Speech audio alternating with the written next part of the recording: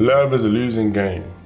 And it's a concept that I recently came across with my man's Tayo pointing out in a video titled Color Mine 009.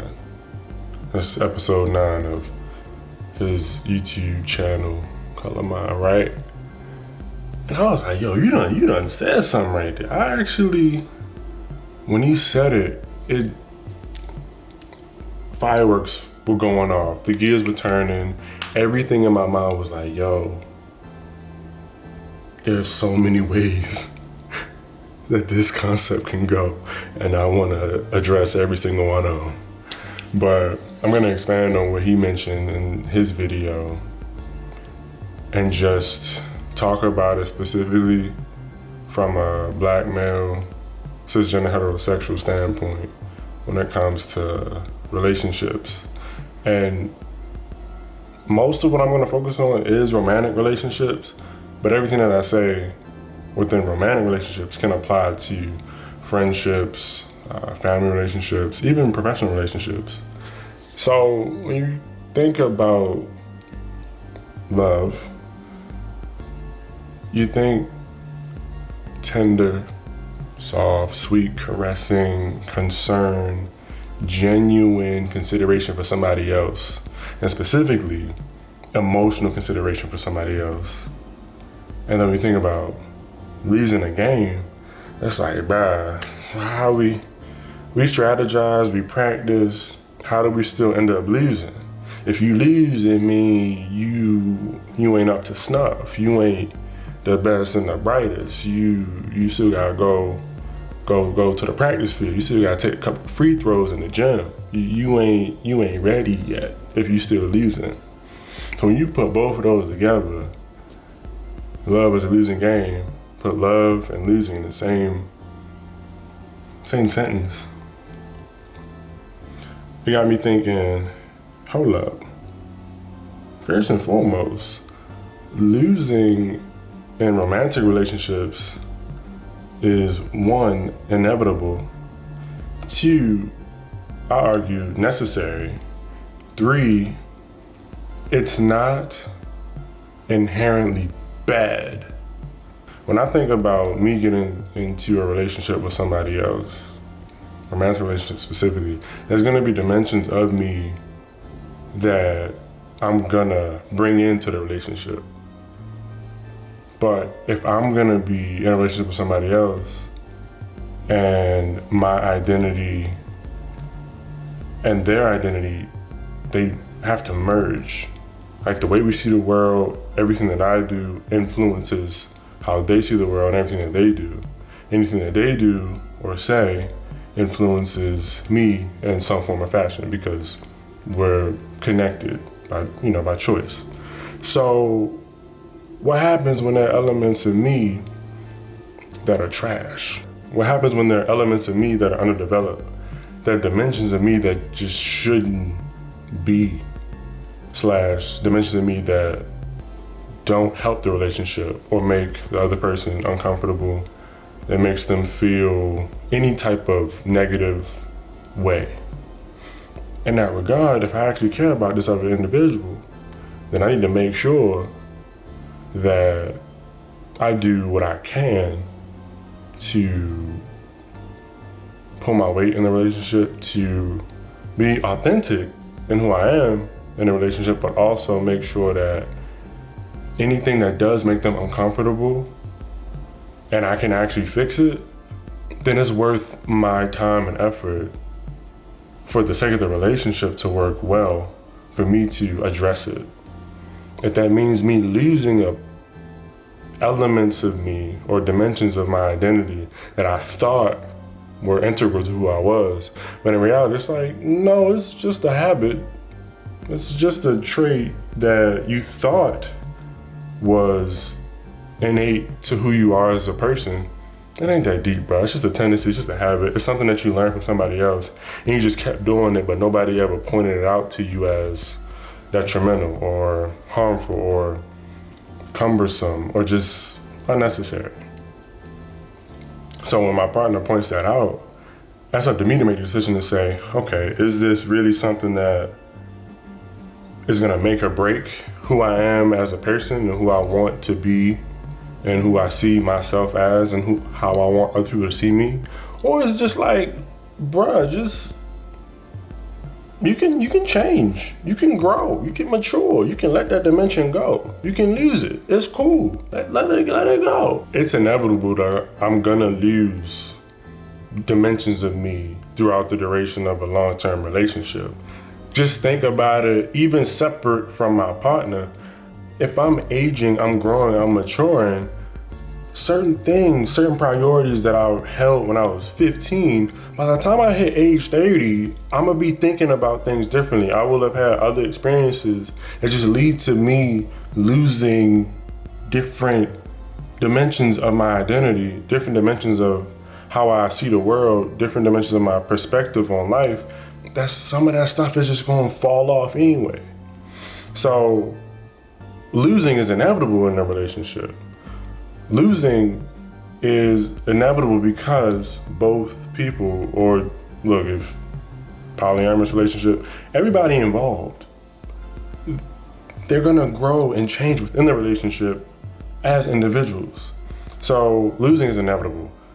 Losing is also necessary. When you consider the game of a relationship, it's necessary for me to shift, for me to mature, for me to grow, if it means benefiting my partner and it means benefiting the relationship overall. Because my partner says they don't like something about me, and it's something that's like a quirk or something that I can change, something that I can help, then it may be worth considering, maybe worth addressing. That don't mean that every time George say, I don't like this about you, you need to change it right now, we're gonna break up.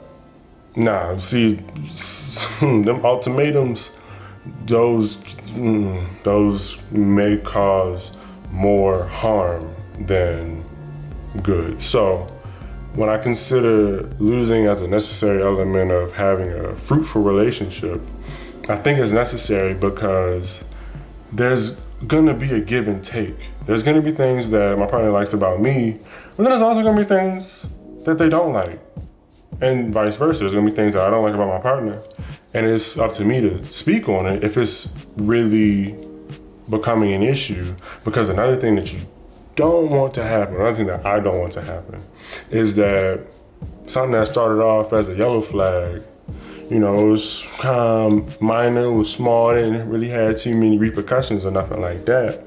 But then 3 years later, that thing that's been festering all this time, always been in the back of my mind.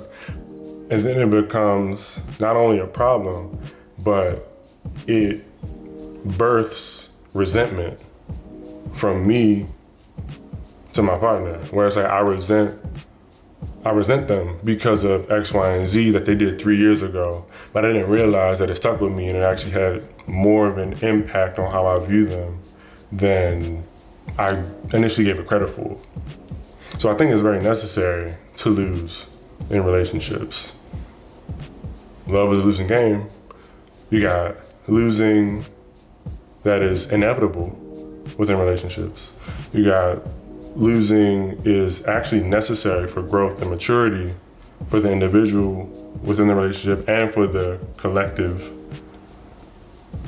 And then I see losing as my third point, like it's not inherently bad.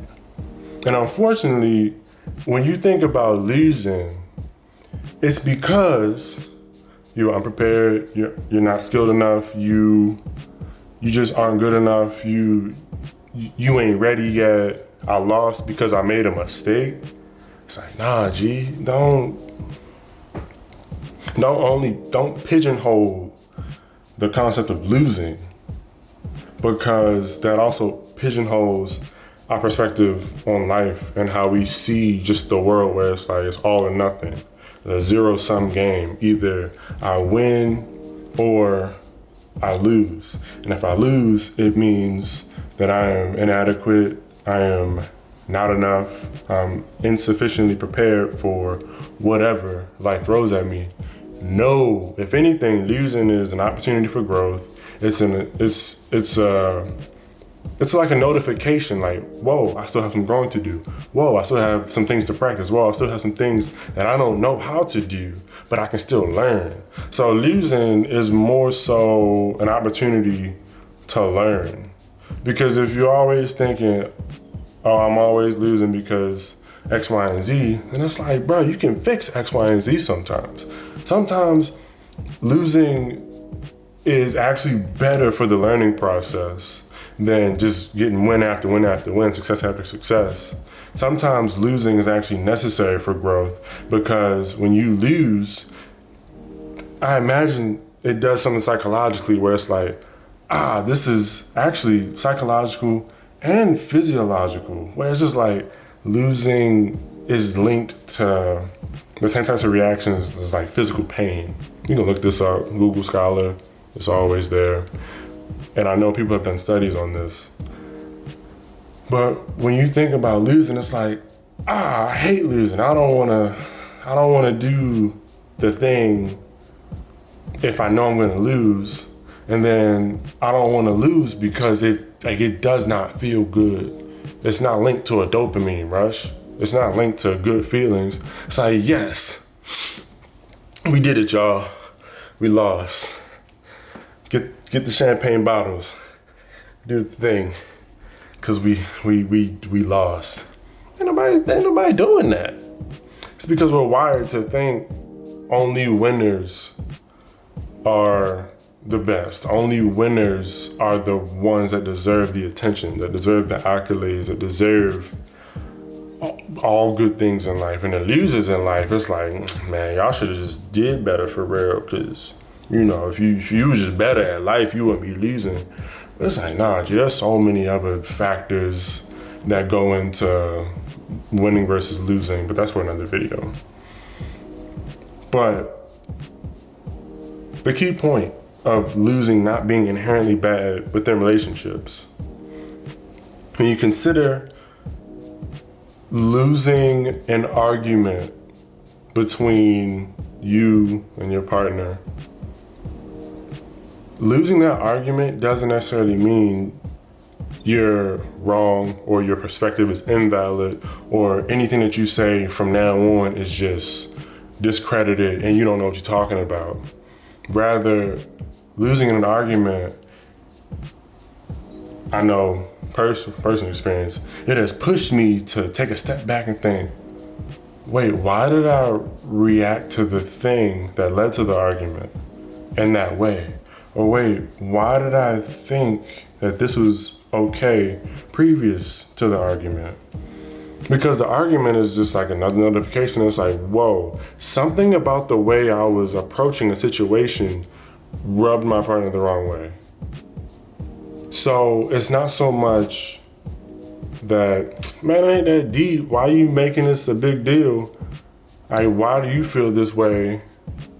But in reality, it should be a matter of me looking in the mirror and say, wait, why did I respond this way? Or why did I have these feelings going into that situation? Or why did I do what I did that triggered a reaction? So, key points. Love is a losing game. Losing is inevitable, necessary, and it's not inherently bad in relationships. So, I'll leave you with this. When you learn how to lose, life will look differently.